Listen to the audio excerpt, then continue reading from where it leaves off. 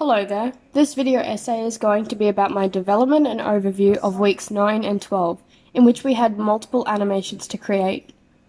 These examples through the video are just from simple Google searches and are not mine unless I say that I have made them.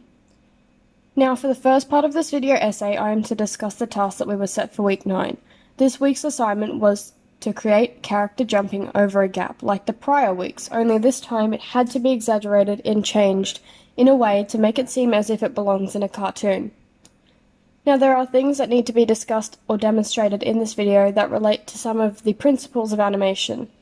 In the cartoon jump for this week's task, the first few things to talk about is the staging and appeal.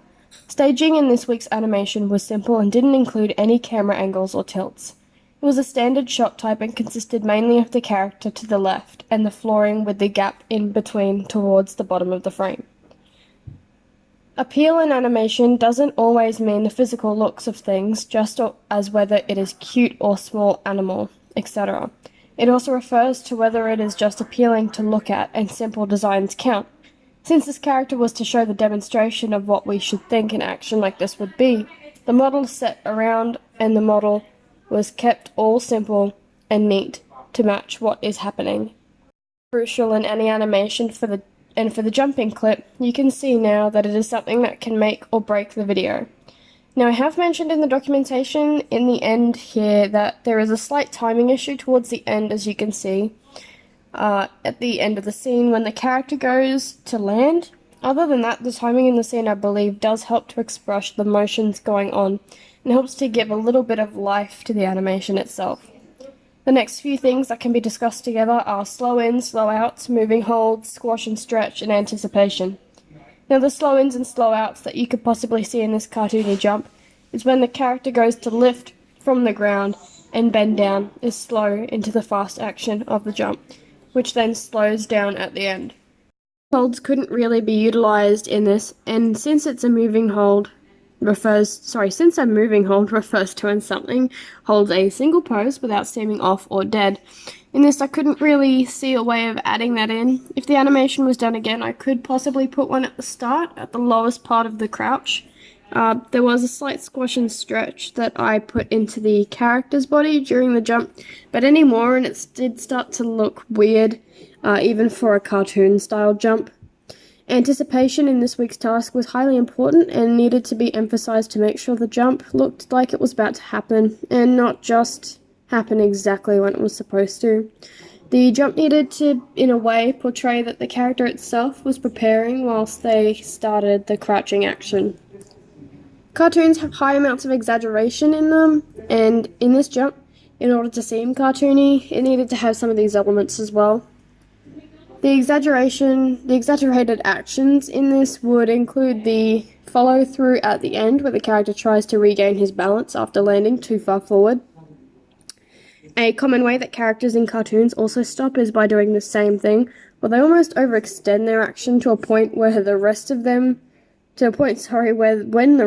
catches up, they begin to lose balance and start to flail around to try and regain their sense of gravity. The final things to discuss for this animation task are arcs and overlapping actions. Arcs in this animation can be shown here in the jump and the way that the arms swing around. They can also be seen in the direction the body arcs itself whilst trying to balance at the end of the animation.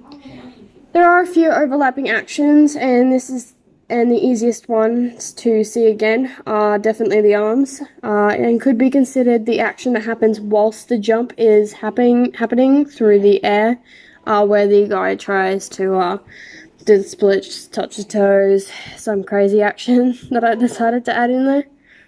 Second and last animation I'll be discussing in this video essay will be the work done in week 12, which consisted of a unique walk cycle. Now there are a few things that need to be discussed or demonstrated in this video that relate to some of the principles of animation. The unique walk cycle for this character's task. The few things I again will talk about is the staging and appeal. Firstly, the staging in this next animation, or the unique walk cycle, is also consistent with the simple nature of the animation, as adding weird angles or tilts wouldn't really demonstrate the actions happening in the clip. As mentioned above, appeal can just be included into an animation, as it may simply be a simple appearance, and not something over the top, which can really take away from what's being shown through the visuals, or just doesn't match what's occurring at all. That's why, again, you can see that the appeal behind these visuals is that they are simple and don't take away from what is being attempted in the scene. Timing is the next thing to discuss with this animation, and again, in the documentation I did mention that there is an issue, however, not nearly as bad as the cartoon jumper animation. I just think the timing for this walk was bad and could have been a little quicker. As you can see that in this walk, I based it off the Cousins walk from Tom and Jerry. The one I based it off is faster than the one I created. The timing, I feel, is fine other than that for a walk cycle in general.